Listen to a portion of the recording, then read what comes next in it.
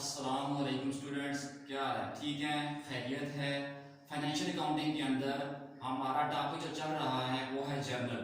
Journal के हम ये देख रहे हैं कि जितनी भी ट्रांजैक्शंस आपको क्वेश्चन के अंदर दी जाती हैं या किसी बिजनेस के अंदर जो ट्रांजैक्शंस यानी जो लेन देन होता है वो सारा हम अकाउंटिंग की पहली बुक यानी जर्नल के अंदर उसकी रिकॉर्डिंग कैसे करते हैं, इन ट्रांजैक्शंस को उसके अंदर हम कैसे रिकॉर्ड करते हैं। तो हमारे पास जर्नल पहली book first book of account होती है, ठीक है।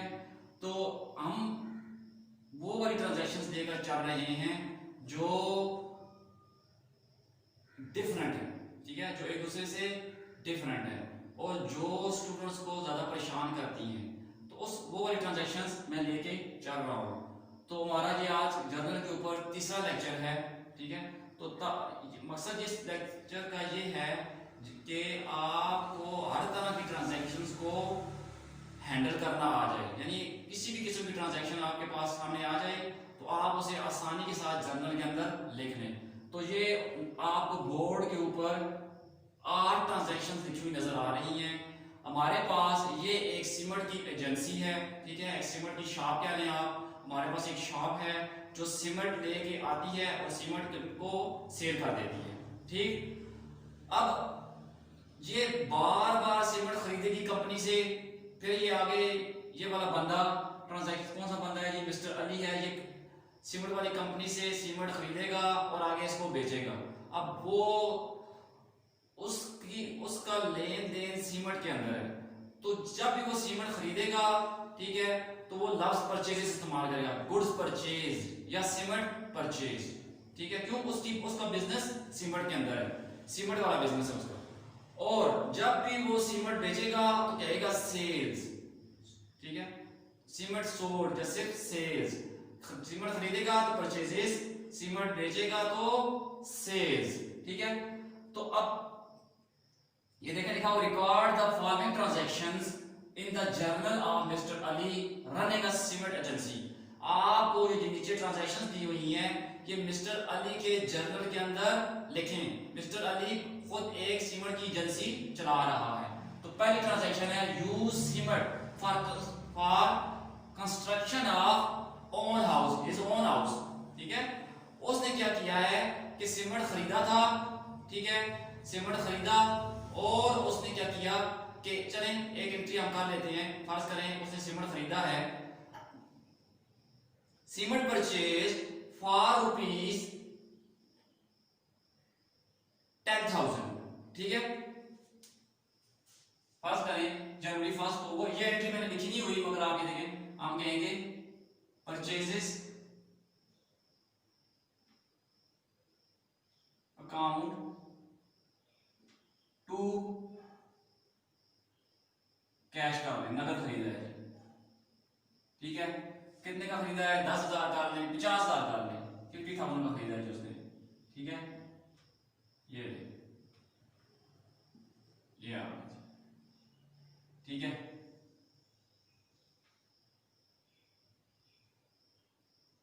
सीमेंट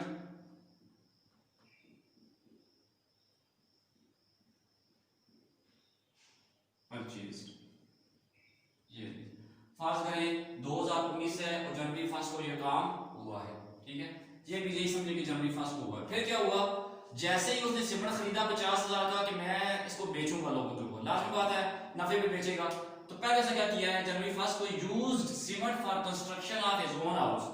उसने अपना घर बनाने के लिए रुपीस 5,000 का सीमेंट उसने क्या किया है कि यूज कर लिया है। अब जब भी मालिक बिजनेस के अंदर से कोई चीज निकाल कर अपने पर्सनल इस्तेमाल के लिए, अपने जाती इस्तेमाल के लिए निकालेगा तो हम पढ़ चुके हैं कि ड्राइंग अकाउंट को डेबिट किया जाएगा और परचेजेस को क्रेडिट किया जाएगा। क्यों? कि परचेज जो चीजें परचेज की थी उसमें से ही वो यूटिलाइज कर रहा है, इस्तेमाल कर रहा है। तो एंट्री ये होगी drawings account debit to purchase account credit, कितने के लिए? 5,000 के लिए। ड्राइंग की सीट में 5000 ड्राइंग डेबिट्स हो रही हैं और टू परचेजेस अकाउंट इसकी सीट में यहाँ पे क्रेडिट वाली जगह पे 5000। तो cement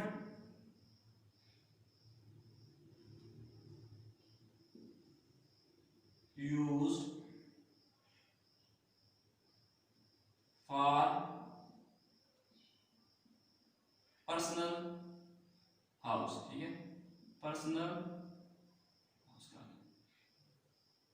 for construction of personal house. तो उसने अपने घर बनाने के लिए उसने क्या किया है कि सीमेंट उसने इस्तेमाल किया है। तो drawings account debit, purchases account credit, क्योंकि जो चीजें हम खरीद के लाए थे वो परचेजेस डेबिट की थी, उस वक्त हमारा एसेट था। अब इस एसेट्स में है तो एक्सपेंस होता है हमारा, अब इस एक्सपेंस में कमी हो रही है, ठीक है। चीजें हमारे पास एसेट्स होती हैं मगर ये परचेजेस जो है ये हमारा एक्सपेंस होता है, ठीक है। अब इस एक्सपेंस में कमी हो रही है, ठीक, तो इसलिए हमने इसको क्रेडिट कर दिया है। नंबर 2 है, आप ये समझिए कि 2 जनवरी को ये काम हुआ है, ठीक है। 3 bags of cement worth rupees 1500 given as a charity for construction of school। 2 जनवरी को उसने 3 बैग जिनकी कीमत वर्थ यानी कीमत जिनकी कीमत 1500 रुपए बनती है, वो उसने एक स्कूल बन रहा था उसको खैरात के तौर पर दे दिया। तो खैरात के तौर पर दी, उसने चैरिटी दी है, खैरात दी है, चैरिटी हमारे पास एक्सपेंस होता है। तो आप यहां पे लिखेंगे 2 तारीख को चैरिटी एक्सपेंस आप लिखेंगे charity account debit to purchases account credit. यहां पे भी परचेजेस अकाउंट क्रेडिट करेंगे, वो इसलिए कि हम ये सीमेंट खैरात कर रहे हैं, फ्री दे रहे हैं। तो फ्री जब देंगे तो परचेजेस हमारी डिक्रीज होंगी। कितने के लिए दे रहा है जी? 1500 के लिए, 1500 3 bags, ठीक है। Cement given as a charity, cement given as a, बस नरेशन शॉर्ट से शॉर्ट हो मगर ये है कि वो आपकी ट्रांजैक्शन को फुल बयान कर रही हो, आपकी एंट्री को सही एक्सप्लेन कर रही हो। एंट्री आपने किया चैरिटी टू परचेजेस, ये जो लिखा है आपने चैरिटी टू परचेजेस, तो उसको जरा एक्सप्लेन भी कर रही हो। ये ना हो कि बस एंट्री कुछ की हुई हो आपने और नरेशन कुछ लिख रहे हो आप नीचे, ऐसी बात नहीं होनी चाहिए। आगे है 3 तारीख को, 3 नंबर पॉइंट कह लें या 3 तारीख कह लें आप। 2 bags of cement costing rupees 1000 were stolen, ठीक है। स्टोलन चोरी हो गई। तो 2 बैग सीमेंट के 2 बैग जिनकी मालियत 1000 रुपया बनती है कास्ट, ठीक है, वो क्या हुए? चोरी हो गए। तो डेट डालें यहां पे और लिखें loss by theft, loss by theft to purchases account.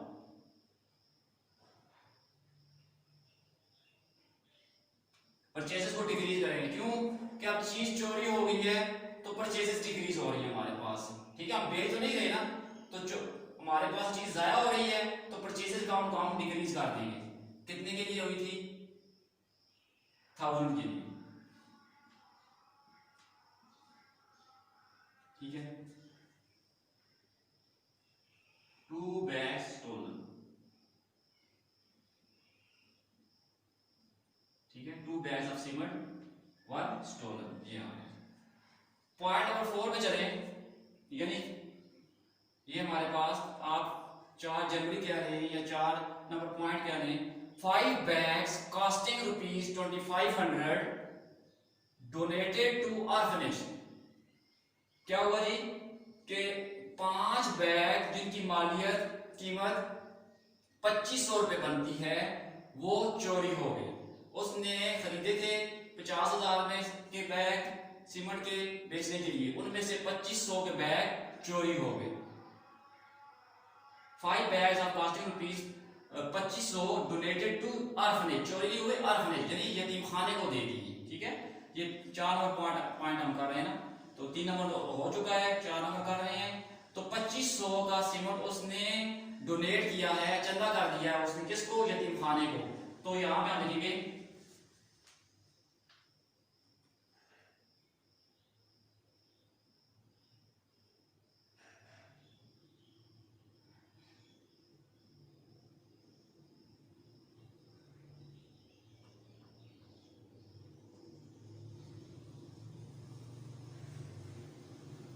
Donation account to purchases account.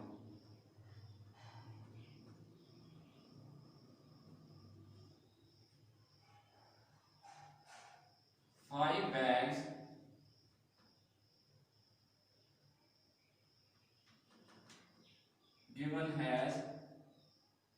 given has a donation, ठीक है, ये 5 bags given as a donation, donation के तौर पर दे दिए। आगे हमारे पास है 5 नंबर पॉइंट है,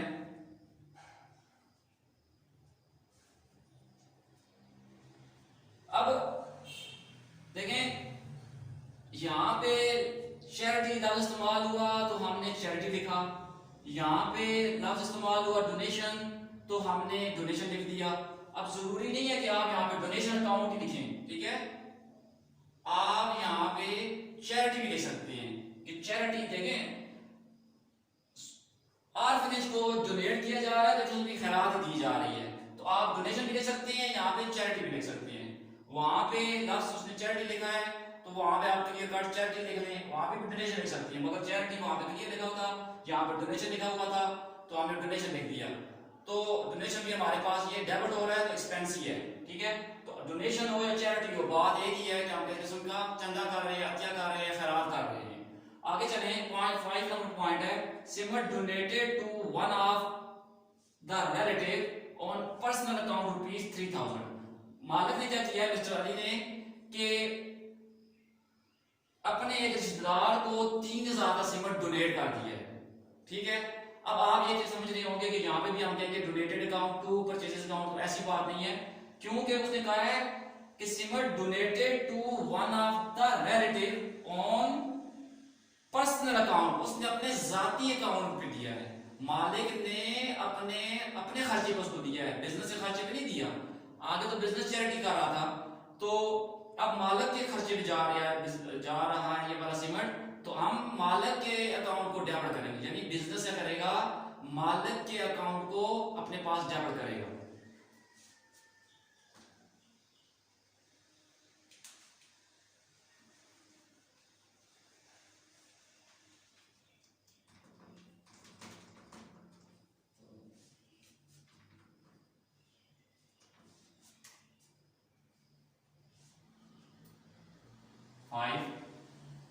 तो ड्राइंग अकाउंट, ठीक है, मालिक जब भी बिजनेस के अंदर से चीजें निकालेगा तो हम ड्राइंग्स अकाउंट को डेबिट करेंगे, drawings account to purchases account. और उधर ये भी देखें, ये चीजें भी समझें कि मालिक अपने पर्सनल इस्तेमाल के लिए कार्य कर रहा है, यानी अपने जाती इस्तेमाल के लिए वो यूज कर रहा है इनको, इस सिमट को, चाहे वो आगे अपने किसी रिश्तेदार को दे, चाहे फेंक दे, चाहे अपने घर में जाके इस्तेमाल करे, जैसे भी कर रहा है वो अपने पर्सनल, उसके पर्सनल अकाउंट पे ये सिमट इशू हो रहा है।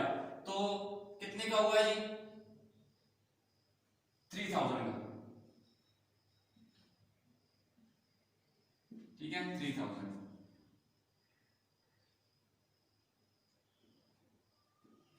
सिमट given to relative on personal account, personal account. मालिक ने अपने बिहाफ पे ये सिमट उठाकर अपने किसी अजीज को या अपने किसी रिश्तेदार को दिया है, तो बिजनेस क्या एंट्री करेगा, बिजनेस उसके अकाउंट को अपने पास डेबिट करेगा, ठीक है। बिजनेस एक अलग वजूद है और मालिक एक अलग वजूद है, और ठीक है, अकाउंटेंट जो होता है, जो एंट्रियां करता है जर्नल के अंदर, वो बिजनेस के बिहाफ पे काम कर रहा होता है, मालिक के बिहाफ पे काम नहीं कर रहा होता, ठीक है, वो बिजनेस के बिहाफ पे काम कर रहा होता है, यानी बिजनेस के लिए काम कर रहा होता है। मालिक एक अलग वजूद है और बिजनेस एक अलग वजूद है, ये बातें बहुत डिटेल से पहले डिस्कस हो चुकी हैं। 5 नंबर पॉइंट है, 5 नंबर हो गया। 6 है cement distributed has as a free samples costing ₹1000। अब मालिक ने, अब जो बिजनेस है वो सीमेंट जब ये लेकर आया था 50,000 रुपए का, तो उसमें से इसने बिजनेस ने 1,000 रुपए का सीमेंट यानी 2 बैग उसने किसी को दे दिए हैं कि यार आप जरा टेस्ट करो, चेक करो हमारी एजेंसी का सीमेंट, अगर अच्छा हुआ तो आप खरीदना, ना अच्छा लगे तो कोई बात नहीं है। तो 2 बैग उसने, जिनकी मालियत तकरीबन 1,000 का बनती है, 500 का एक बैग कर लें तो 1,000 के 2 बैग उसने क्या किया है, उठाकर किसी को फ्री सैंपल दे दिए, ठीक है, मुफ्त में दे दिए। तो बिजनेस के लिए तो खर्चा है ना वो।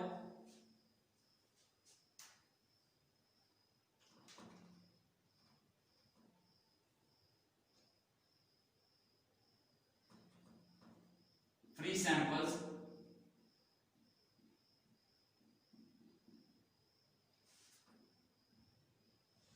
Account to purchases account.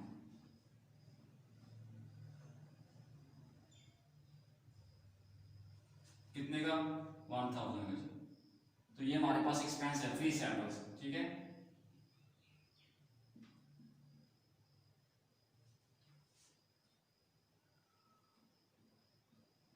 Cement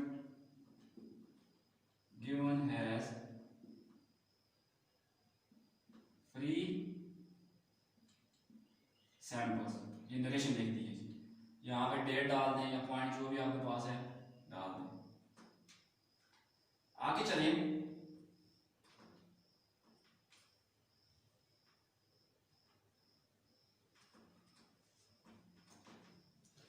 due to fire cement costing ₹2000 destroyed. आग लगी थी एजेंसी के अंदर, 2 तोड़े जल गए होंगे, खराब हो गए होंगे, ठीक है। तो फायर की वजह से सीमेंट 2 तोड़े या 4 तोड़े 2,000 रुपए का सीमेंट, 2000 का सीमेंट वो खराब हो गया है, जल गया है, तो नुकसान हो गया। नुकसान सारा हमारा डेबिट होता है, आपको होता है। तो लॉस बाय फायर, लॉस और नुकसान हुआ by fire account debit to purchases account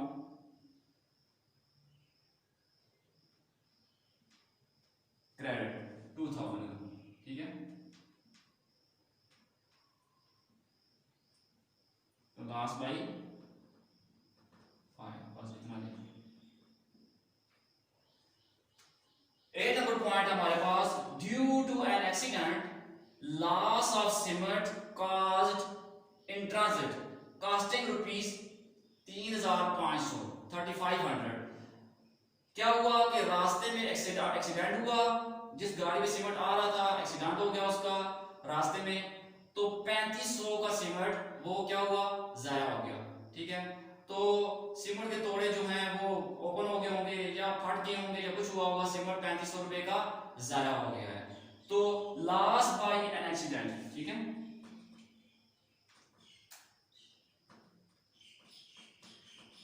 loss by accident account to purchases account, कितने का? 3500।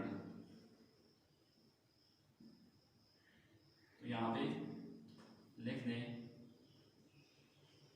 ऐसे लिख दें, लॉस इन ट्रांजिट या loss by accident, loss by accident, short कर रहे हैं इंग्लिश को, ये लॉस बाय एक्सीडेंट।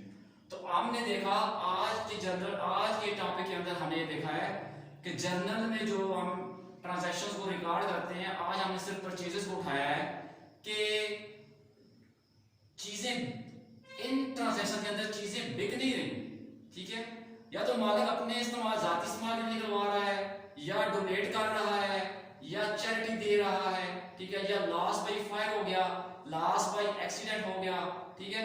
तो इन सिचुएशंस में, इन कंडीशंस के अंदर जब ऐसी ट्रांजैक्शंस आपको दी जाएंगे जिसमें मालिक अपने जाती इस्तेमाल के लिए कोई चीज लेके जा रहा हो बिजनेस के अंदर से, या कोई चीज चोरी हो रही हो, या एक्सीडेंट हो रहा हो, या कुछ और आग लग गई हो, या कुछ भी हो रहा हो जिससे बिजनेस की जो हमारे पास गुड्स थी उनको नुकसान हो जाए, तो उसको जर्नल के अंदर कैसे रिकॉर्ड करते हैं। तो हमें अभी पता चल गया कि उनको उस लॉस को डेबिट करते हैं और परचेजेस अकाउंट को क्रेडिट करते हैं। और मालिक अगर अपने जाती इस्तेमाल के लिए चीज निकलवा रहा है तो ड्राइंग्स अकाउंट को क्रेडिट डेबिट करेंगे और